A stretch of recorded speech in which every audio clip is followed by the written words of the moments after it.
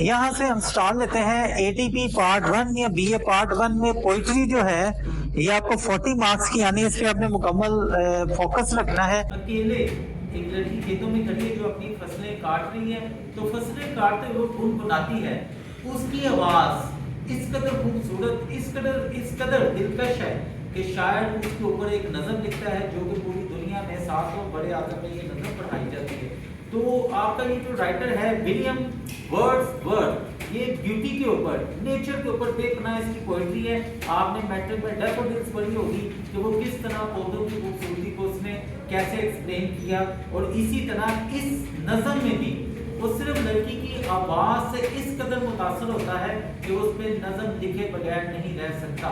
तो उसने इस पे नज़म लिखता है, वो कि उसे लड़की की आवाज, उसका सॉन्ग उसको समझ नहीं आता आया कि ये गमी से रिलेटेड है, खुशी से रिलेटेड है, कोई पुराना वाकया है, पुराना किस्सा है, ये किस चीज से रिलेटेड है। उसे गाने के अल्फाज समझ नहीं आते। हाँ, वो आवाज उसकी ऐसी होती है जो उसके दिल में बस जाती है, और उस जैसी आवाज शायद कहते हैं यार जितना अरसा हो चुका है उस जैसी आवाज मैंने आज तक नहीं सुनी। बल्कि वो उसका कंपेयर भी करता है, बुलबुल, फाख्ता, कोयल, सात समंदर, रेगिस्तानों में, पूरी दुनिया में चले जाए कि ऐसी आवाज दुनिया में किसी की नहीं है। अब जैसे आप देखें कि बेपनाह सिंगर भी हैं, जैसे हमने लता की आवाज़ सुनी होगी, आपने बेपनाह ऐसे लोग हैं जिनकी दुनिया आज भी कहती है कि आवाज़ बड़ी अच्छी है। तो बाज़ लोगों को ये गॉड गिफ्टेड है कि आवाज़ ऐसी होती है कि उसमें कशिश होती है, और आवाज़ जिंदगी और मौत का बाइस भी बनती है। अगर आपने कैसे, तो आप रिलीजियस बुक पढ़ते हैं तो उसमें एक सूरह यासीन में आता है कि बेशक वे चिंगार के मुंतजिर थे, जो ही वो आई और वो सब के सब वहीं पे मर गए। तो उसमें एक फरिश्ता आता है जो अपने मुंह से ऐसी आवाज निकालता है कि सब के सब मर जाते हैं। तो आवाज में जिंदगी भी है और मौत भी है। और आप देखें एंड पे ये लिखा गया है कि रोजे क़यामत सूर, स्वाद वाला सूर, ठीक है, सूर फूंका जाएगा। क्या होगा? जो ही सूर फूंका जाएगा सब मर जाएंगे। तो वो सूर क्या है कि आवाज होगी, फिर फूंका जाएगा, सब लोग जिंदा हो जाएंगे। तो आवाज जिंदगी और मौत की कशिश करती है। तो इसी तरह ये आवाज में इतना जादू, इतना असर है कि शायद इसको लिखे बगैर नहीं रह सकता। यहाँ से पॉइंट स्टार्ट होती थी, पढ़िएगा सर। हाँ जी, behold her singer in the field, अकेले खेतों में वे खड़ी है, yon solitary island land, वो अकेली दोशीज़ा पहाड़ी इलाकों में खेतों में खड़ी है। Reaping and singing by herself. Reaping and singing by herself, वो खुद फसलें भी काटती जा रही है, साथ साथ गुनगुनाती भी जा रही है। Stop her or gently pass. हाँ, या तो खामोशी से यहाँ खड़े हो जाओ, इसका गाना सुनो। अगर आपने गाना नहीं सुनना तो जेंटली पास, आराम से आहिस्ते से यहाँ से चले जाओ। Alone she cuts and binds the grain. Binds the grains, वो अकेले ही फसलें काटती जा रही है, गड्ढे बनाती जा रही है। And sings the मिलनकले स्ट्रेन, मिलनकले होता है दर्दनाक गजल में दर्दनाक तर्ज पर वो गाना गा रही है। All listen for the waves of sound. सुनो, उसकी आवाज से पूरी वादी गूंज रही है, उसकी आवाज से पूरी वादी फुल हो चुकी है, पूरी वादी उसकी आवाज से गूंज रही है। Is overflowing with the sound. Overflowing with the sound, उसके साउंड से ओवरफ्लोइंग पड़ चुकी है, यानी हर तरफ उसकी आवाज है, उसकी आवाज के सिवा कुछ भी सुनाई नहीं दे रहा। No nightingale did ever chant. Nightingale कहते हैं कि बुलबुल भी ऐसे नहीं चहचहा सकती, ऐसे नहीं बोल सकती। बुलबुल की आवाज बड़ी खूबसूरत होती है, तो उसको लोग बड़ा पसंद करते, कहते कि ऐसी आवाज उसकी भी नहीं हो सकती। More welcome notes to Fairyland. हाँ, वेलकम नोट्स, इतने खूबसूरत गाने, ठीक है, इतने खूबसूरत गाने बियाबान इलाकों में, यानी जंगलों में, खेतों में, इतने खूबसूरत से वो भी नहीं गा सकते। Of traveler in the some shady haunt. ऐसे मुसाफिर जो कि शेडी हॉन्ट, जो कि साए की तलाश में होते हैं। जैसे रेगिस्तान में चले जाएं, तो जैसे साए की तलाश में लोग परेशान हाल हैं, जिस हाल में भी हैं, लेकिन अगर वो इस औरत की, इस लड़की की आवाज सुन लें तो वो उससे मुतासर हुए बगैर नहीं रह सकते। Among Arabian sands. Arabian sand, अरब के रेगिस्तान, जो कि गर्मी में बेपनाह मशहूर है, तो कहते हैं अरब के रेगिस्तानों में चले जाएं, सात समुद्र पार चले जाएं, जंगलों में चले जाएं, जहां मर्जी चले जाएं, ऐसी आवाज किसी की ना है। A voice so thrilling never was heard. इसकी आवाज इतनी, a voice so thrilling never was heard, ये इतनी खूबसूरत आवाज है जो कि हमने आज तक नहीं सुनी।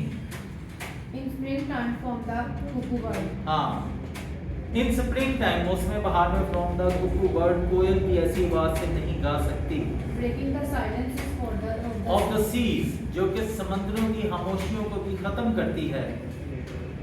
among the poorest birds. हाँ, जो कि समंदर की जैसे 7 बड़े आदम है, ठीक है, 7 बड़े आदम चले ने, ऐसी आवाज आपको कहीं से नहीं मिलेगी। Will no one tell यहाँ तक समझ आ गया कि पहले उसने आवाज की एग्जांपल दी है, 7 बड़े आदम, रेगिस्तानों में फाख्ता, बुलबुल, कोयल, किसी जगह चले जाएं, कोई ऐसी दुनिया में जगह नहीं है जैसे इस जैसी किसी की आवाज़ हो। अब वो आवाज़ तो उसको पसंद आ गई, लेकिन उसके अल्फाज समझ नहीं आए, तो यहाँ पे शायद कहता है will no one tell me what she sing, क्या मुझे कोई बताएगा वो क्या गाती है। पर have the plaintive number flow, उसका गाना कई टॉपिक पर, कई चीज़ों पर मुश्तमिल हो सकता है। फॉर ओल्ड, पुराना, अनहैप्पी, नाखुशगवार, फार ऑफ थिंग्स, दूर दराज इलाकों के किस्से भी हो सकते हैं। अब बैटल लॉन्ग अगो, हो सकता है कि पुराने वक्तों में कोई लड़ाई हुई हो, और it is more humble day, हो सकता है उसका गाना किसी आजिज़ी पर मुश्तमिल हो। फेमिलियर मैटर ऑफ टुडे, हो सकता है कोई रोजमर्रा का मामला हो। सम नेचुरल सोरो, उसको कोई गम हो, लॉस, नुकसान हो, पेन हो या तकलीफ हो, उसे कोई गम भी हो सकता है, परेशानी हो सकती है, तकलीफ हो सकती है। That has been and may be again, that has been, जो उसके साथ बीत चुकी है, मे बी अगेन, हो सकता है उसके साथ दोबारा बीतने वाली हो। तो जिस तर्ज में, जिस टून में वो गाना गा रही है, शायद वो इतना मुतासर कर रही है, लेकिन उसको गाने के अल्फाज नहीं समझ आ रहे कि ये गाना किस टॉपिक पर मुश्तमिल है। Next, whatever the theme, the maiden song. हाँ, कहते हैं जी ये इसका क्या थीम था, क्या मकसद है जो वो दोशीज़ा गा रही है।